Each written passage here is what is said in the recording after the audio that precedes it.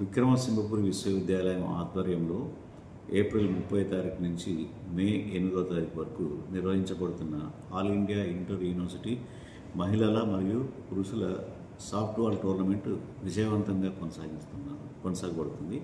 ఈ టోర్నమెంట్ నిరవధికంగా సజావుగా నిర్వహించేందుకు నెల్లూరు జిల్లా సాఫ్ట్బాల్ అసోసియేషన్ నుండి అందిన సహకారం ప్రత్యేకంగా ప్రశంసించదగినది.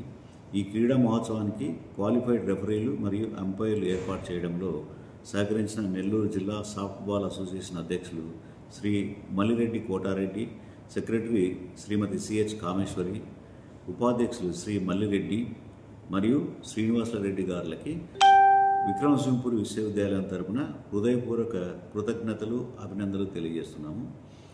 ఏప్రిల్ 30 నుండి మే 3వ తారీఖు వరకు మహిళా టోర్నమెంటు ఎలాంటి ఆటంకం లేకుండా విజయవంతంగా ముగిసినది.